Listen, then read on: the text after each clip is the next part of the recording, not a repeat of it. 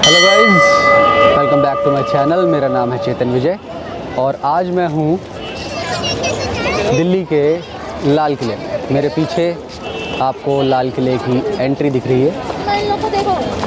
इस वीडियो में मैं पूरा कवर करने वाला हूँ लाल किले का टूर।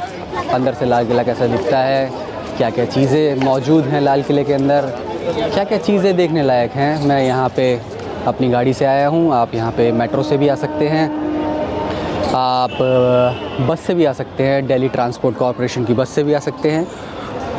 और कनेक्टिविटी की कोई प्रॉब्लम नहीं है, ट्रांसपोर्टेशन की कोई प्रॉब्लम नहीं है। टिकट मेरा लगा है 35 रुपये का, क्योंकि मैं भारतीय हूँ। और अगर आप भारतीय नहीं हैं तो शायद आपको 500 या 600 रुपये की टिकट ख़रीदनी पड़ेगी। तो आइए चलते हैं और शुरू करते हैं ये वीडियो। एंट्री, हम अभी एंटर कर रहे हैं लाल किले के अंदर। इसके चारों तरफ कहा जाता है कि खाई थी, बहुत गहरी खाई थी, जिससे दुश्मन इसके अंदर नहीं आ पाते थे। और ऊपर तोपें लगाई गई होती थी, जिससे अगर दुश्मन आना चाहे तो उसके ऊपर अटैक कर दिया जाए। एक साइड में कैनन रखी हुई है, तोप बहुत ही एंशिएंट लग रही है।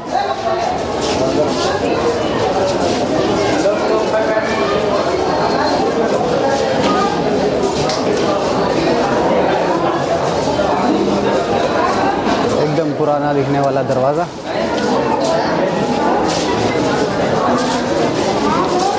विडंबना ये है, दुख की बात ये है कि दिल्ली के अंदर जन्मा हुआ, दिल्ली के अंदर पैदा हुआ, दिल्ली के अंदर अपनी अभी तक की बहुत सारी ज़िंदगी गुजारने के बावजूद मैं लाल किले के अंदर कभी नहीं आया हूँ। ये पहली बार है जो मैं लाल किले के अंदर एंटर कर रहा हूँ। ऊपर हमारा तिरंगा, हमारे देश की शान एकदम लहरता हुआ,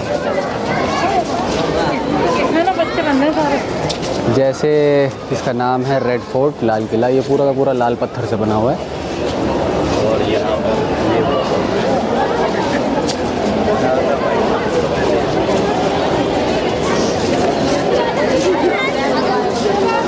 इधर लिफ्ट है, शायद ये ऊपर जाने के लिए कोई डेलीगेट या कोई पॉलिटिशियन या फिर कोई सिक्योरिटी पर्सन अगर जाना चाहता होगा तो जा सकता है। सिविलियंस के लिए मेरे ख्याल से अलाउड नहीं है ऊपर जाने के लिए।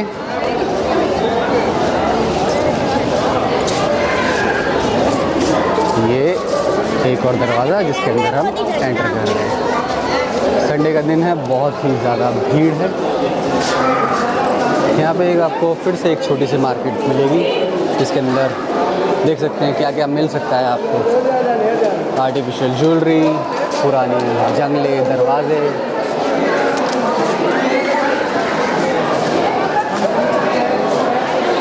एक छोटा सा बाज़ार, शायद इसी को मीना बाज़ार बोला जाता था पुराने ज़माने में।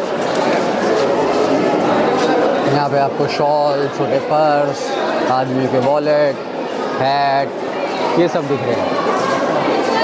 ईगल आई मेरे को दूर से दिख रहा है।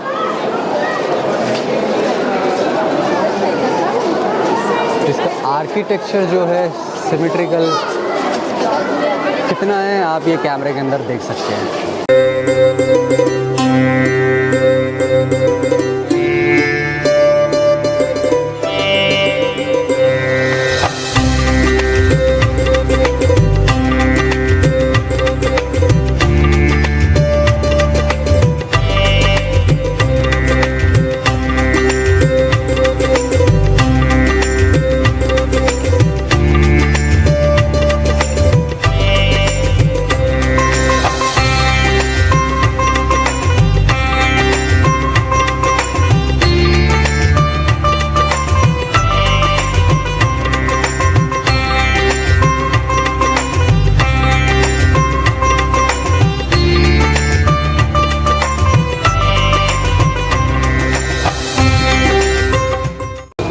नौबत खाना या नक्कार खाना महल परिसर के प्रवेश द्वार के रूप में अवस्थित है।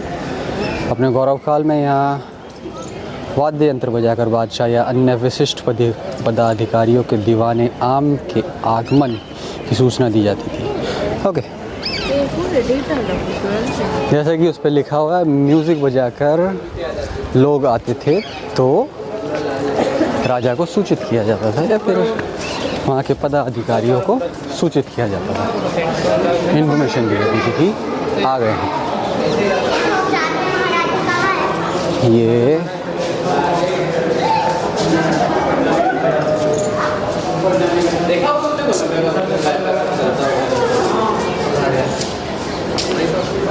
डायगनली हम इसका व्यू देख रहे हैं। फ्रंट से जितना डेप्थ मिलेगा मैं उतना कवर करना चाहूँगा। दीवाने आम, ओके। बोर्ड पे क्या लिखा है एक बार जल्दी से पढ़ लेते हैं। दीवाने आम, आम नागरिकों का कक्ष है जहाँ शहंशाह आम जनता से मुलाकात एवं उनकी शिकायत सुनते थे। Okay okay, this is the place where the king used to sit and address their people in terms of suggestion, in terms of complaint, in terms of get together, in terms of seeing the people of the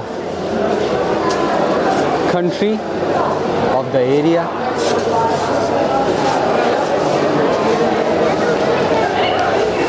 पूरा लाल पत्थर से बना हुआ है। Okay, बहुत सारे लोगों को यहाँ पे अपनी फ़ोटोज़ ज़रूर खिंचवानी होगी, इसीलिए यहाँ पर भीड़ भी ज़्यादा है। पुराने दरवाजे हैं, पुरानी दीवारें हैं, ताले नए लग चुके हैं। भारत सरकार के अधीन इस वक्त पूरा आर्कोलॉजिकल डिपार्टमेंट ऑफ इंडिया, जो वर्ल्ड हेरिटेज मॉन्यूमेंट्स होते हैं उनके अंदर जो एक दुनिया की ऑर्गेनाइज्ड बॉडी है उनका भी इंटरवीन रहता है कि उनका रख रखाव कैसा हो रहा है। हमारे राइट में है मुमताज़ महल, असद बुर्ज, पब्लिक कन्वीनियंस। दीवाने खास हमारे लेफ़्ट तरफ है, खास महल भी हमारे लेफ़्ट तरफ है, रंग महल भी हमारे लेफ़्ट तरफ है। हम लेफ़्ट तरफ जाएंगे।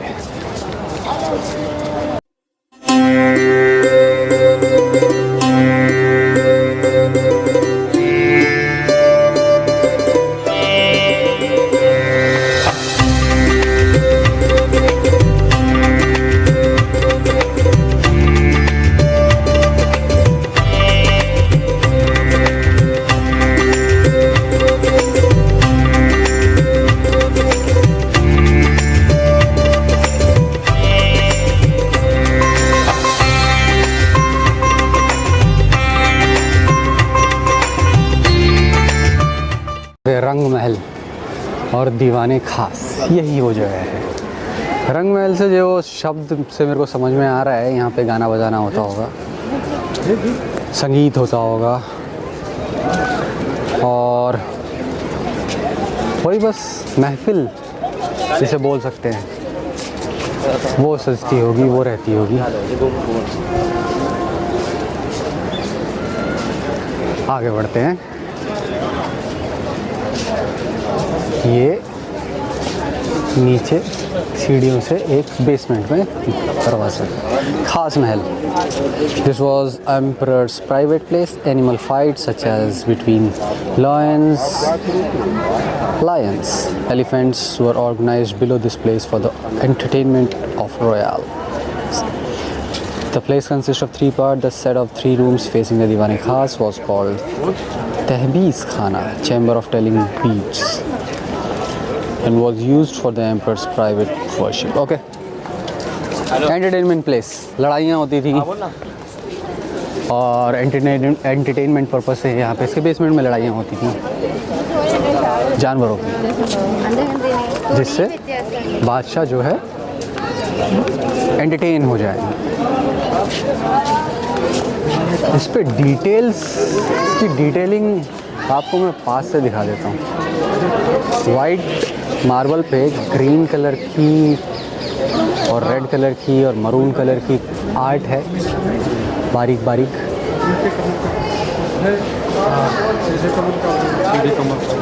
ओके, ये सब पुराना है भाई, ये नया नहीं हो सकता है।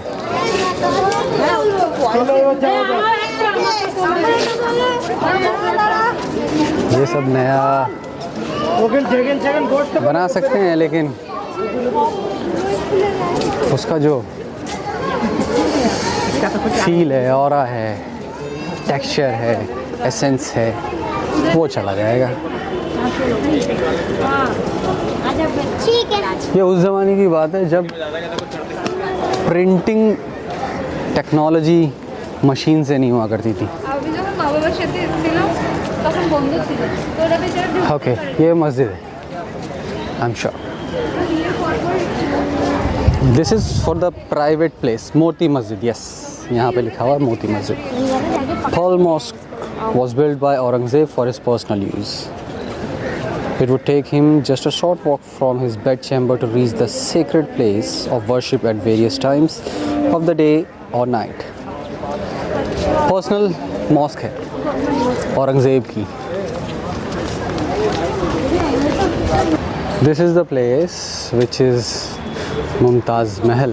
डायगनली हम इसको देख रहे हैं, और इस शाही कक्ष का नामकरण शाहजहाँ 1628 और 1656 ईस्वी की प्रिय बेगम मुमताज़ महल के नाम पर किया गया था। अपने गौरव काल में यही शाही हरम का हिस्सा था एवं इसे छोटे रंग महल के नाम से भी जाना जाता था। किले की पूरी दीवार के समीप अवस्थित महिलाओं की श्रृंखला में ये दक्षिणी छोर पर स्थित है। और लाल किले के पीछे से जो आज ख़त्म हो चुका है, यहाँ से एक नदी बहती थी। वो नदी अभी भी है, वो नदी सिकुड़ती चली गई है, कंजस्टेड होती चली गई है, नैरो होती चली गई है, पानी भी बेकार होता चला गया, लेकिन यहाँ पे यमुना नदी बहती थी। इसके पीछे समझ सकते हैं आप ये रॉयलनेस, ये शाहीपन, और पीछे नदी बह रही है, ग्रीनरी, पीकॉक्स, बर्ड्स, नीचे एनिमल्स, लड़ाई हो रही है, उधर मस्जिद है, संगीत चल रहा है, राजा को खुश करने के लिए लोगों की बातें सुनी जा रही हैं। ये मुमताज़ महल। दीवारें हैं, उस वक्त सोच सकते हैं दीवारें नहीं होंगी, सजी हुई होंगी। ये शायद कुछ भी, bedroom, whatever, rooms.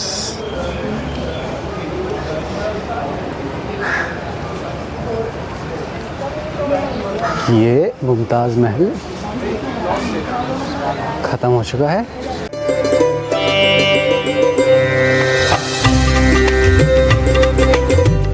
Shahi Hamam. Hamam means royal bath was the favorite resort of the Mughal emperors, where important business decisions were also transacted. This is the royal हमाम। यहाँ पे राजा लोग नहाया करते थे। राजा लोग, रॉयल पीपल, मेट, फीमेल और mail. Female के time पे फीमेल्स नहाती होंगी, मेल्स के टाइम पे मेल्स नहाते होंगे। Do not let your corrupt mind come in between. So let me show you. Okay. यहाँ से पानी वानी बहता होगा, कुछ होगा। ये स्ट्रक्चर क्या है, मैं इसको जाके पास से देख लेता हूँ।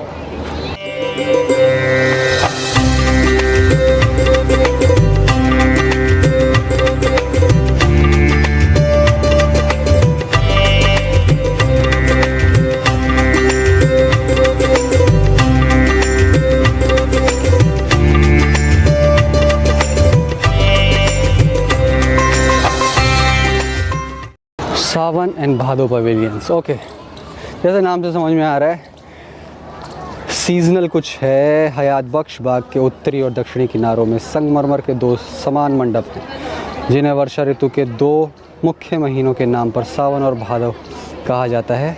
ऐसा कहा जाता है कि यहाँ मंडप किसी समय बहुत अलंकृत हुआ करते थे। भादो पवेलियन। ओके, यस, जैसे मैंने पहले गैस किया था, वो इस रेड स्ट्रक्चर जफ़र महल के पीछे है सावन पवेलियन, ये है भादो pavilion.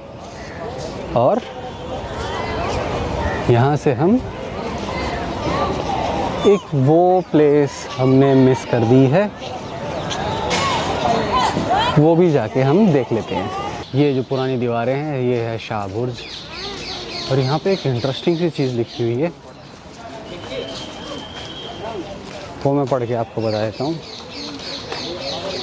Okay, the river of paradise, the canal of paradise. पानी को नदी से शाह बुर्ज तक उठाया जाता था और नालियों द्वारा विभिन्न महलों को ठंडा रखने के लिए ले जाया जाता था। Technology, they used to increase the level of water so that the royal people can feel the coolness, the air conditioned thing.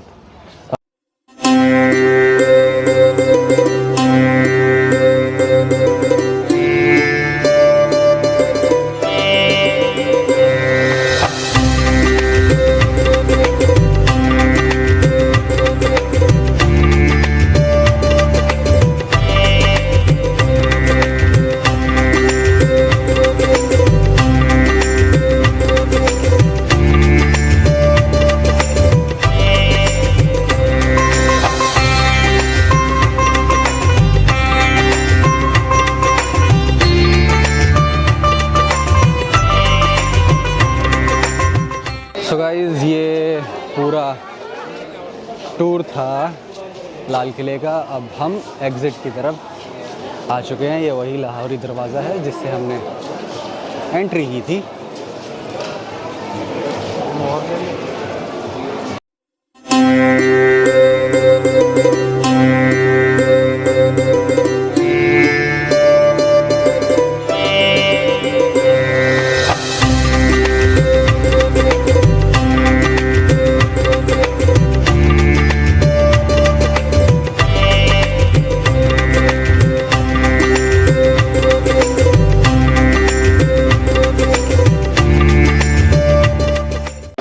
ये हम एग्ज़िट कर चुके हैं लाहौरी दरवाज़े से।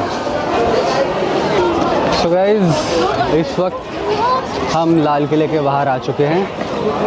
जैसा कि मैंने आपको बताया कि मैं इस पूरी सीरीज़ के अंदर दिल्ली की कुछ आर्कियोलॉजिकल स्पेसेस, कुछ नॉन आर्कियोलॉजिकल स्पेसेस, दिल्ली के कुछ जगह, कुछ खाना, कुछ जायके आप लोगों के साथ शेयर करूंगा। अगर आप लोगों को मेरी वीडियोस